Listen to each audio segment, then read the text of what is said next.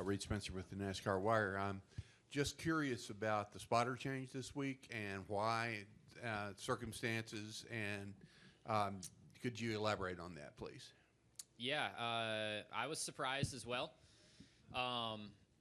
It was all Stevie's decision.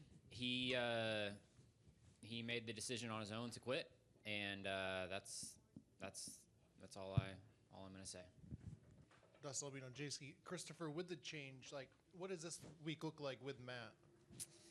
That's a really good question. I obviously haven't driven for Matt. I call him Philpott, so that caught me off guard. But haven't driven for Philpott, and he doesn't have a ton of spotting experience. So I am going to be spending some time on the roof with him today through the Xfinity race just to see what he's seeing how he calls it. We had a really good exercise this week doing a iRace with him spotting me, and I felt like that was really good to learn his language and what he what he means when he says certain things.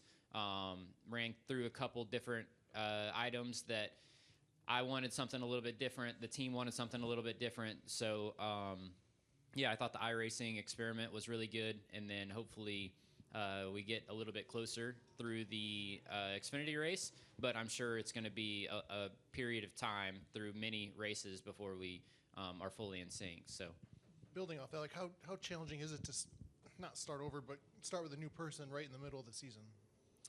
Yeah, I mean, I've never done it before, so I don't really know how to answer that. But I've got, I've been around Philpott a lot as a mechanic. He was on the 11 car full time, and he was on my car a couple times throughout the course of the years. So I have a relationship with him. I've listened to his listened to him on the feed or the feedback that we have online. But yeah, I don't know how to answer that other than we'll just play it week by week and see how it goes. Okay, we're going to go to Jordan. Jordan Bianchi, Athletic. With Stevie making his decision and you're looking for a replacement, was that settling on Matt? Was that your decision? Was it a team decision? How did you guys end up with him?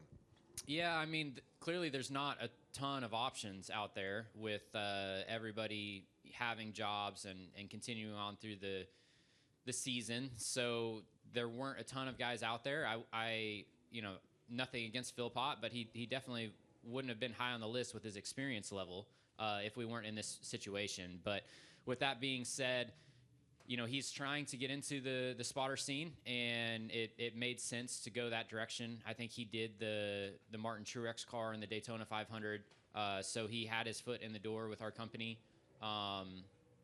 And yeah, it just it made sense to give him a shot, and I think it's important to say that, like, he's doing us a favor. We're not doing him a favor. He's doing us a favor by filling in. You mentioned as you're bringing him in, you're looking maybe for some different things. Maybe the team is looking for different things. Can you elaborate on that a little bit?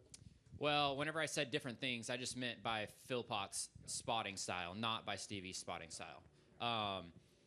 So yeah, whenever we did the iRacing exercise, it was